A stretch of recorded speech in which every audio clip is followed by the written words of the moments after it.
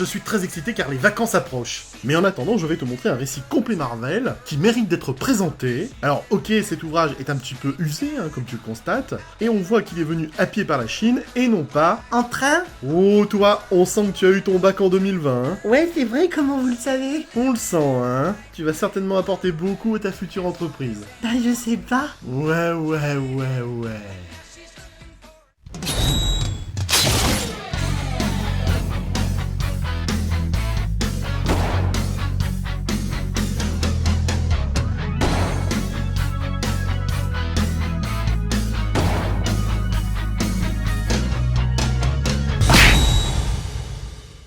Salut YouTube!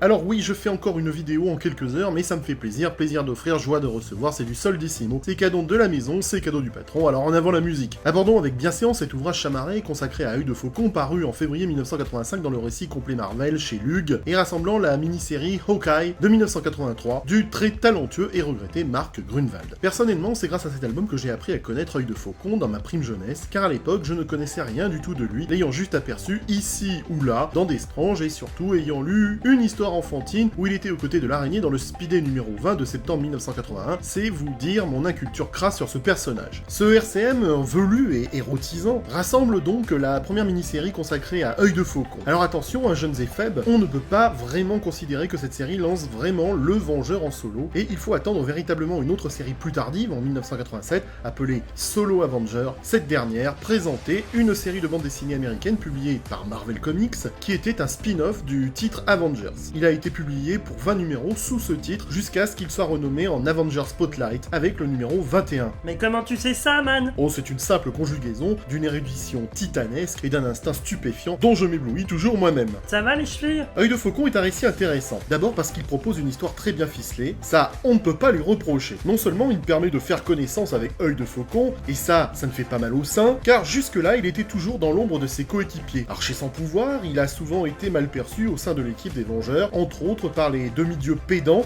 et j'ai bien dit pédants, Thor ou Hercule, ou même vis-à-vis de la légende vivante de la Seconde Guerre mondiale, j'ai nommé Captain Milky Way. On ne retenait de Clint Barton qu'un rustre gueulard indiscipliné à l'ego assez développé, comme bien des rageux qui laissent des commentaires sous les vidéos. C'est le mec très sûr de lui, borné, irascible et fonceur qu'on retient à l'époque. Néanmoins, Mark Grunwald décide de faire une redéfinition de l'archer, et cela va avoir un impact énorme sur le héros et les séries où il va apparaître ensuite. Alors déjà, j'ai été stupéfait quand j'ai découvert que Barton perdait son audition dans cette mini-série. Ah!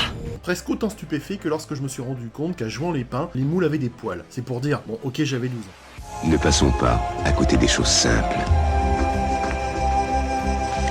Bref, en faisant de Hawkeye un héros sourd, cela n'est pas sans nous rappeler Daredevil qui est aveugle, ou Mirabeau qui était très tactile avec les jeunes femmes. Œil de Faucon est sourd dans ce récit, et Marvel va même avoir du mal à gérer ce détail dans les 20 années qui vont suivre. Moi je connais un gynécologue sourd qui sait lire sur les lèvres. Mais dans ce récit, Grunwald nous montre plutôt un personnage attachant que l'on apprend à connaître sous sa carapace de rustre béotien. Un peu comme toi, zombie. Oui, tout à fait. C'est aussi dans cette série que Hawkeye va rencontrer Mockingbird, oiseau moqueur en version française, alias Barbara Bobby Morse, la nénette qui deviendra sa femme pendant 10 ans jusqu'à sa mort en 1993, avant de ressusciter, mais je passe. Au passage, les amateurs zélés de sémantique auront remarqué que ressusciter rime avec biseauter, et cela même si ça ne fait pas franchement avancer notre étude de ce récit complet Marvel. Dans cette histoire, leurs chemins se croisent pour le meilleur et pour le pire, et parfois divergent, et on sait que ça fait beaucoup trop, et il faut dire qu'on a du mal à admettre qu'on lit une histoire de super-héros costumés, mais qu'on a plutôt affaire à un récit d'aventure comme dans les films des années 80, où deux personnages que rien ne rapproche vont être amenés à partager une aventure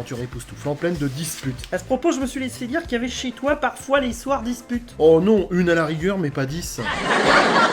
L'autre point positif du récit est qu'il est facile à lire et très accessible. Les personnages sont bien présentés et on n'a pas besoin d'être un spécialiste de Marvel pour lire l'album. Ah!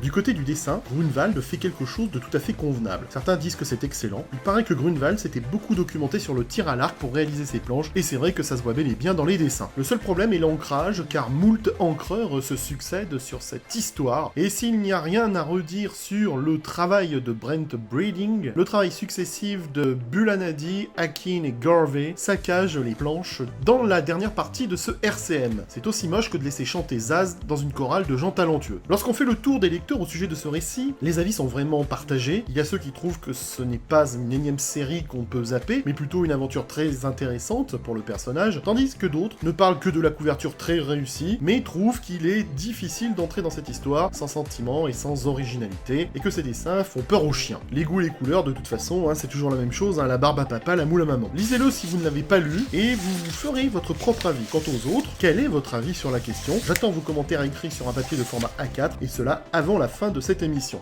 Écrivez vite. Voilà, cette émission est maintenant terminée, lisez des comics et n'achetez pas chinois. À bientôt, YouTube. Philippe, je sais où tu te caches. Viens ici que je te bute, enculé. Ta gueule. Non, Abdel Ramdafri. Abdel Ramdafri.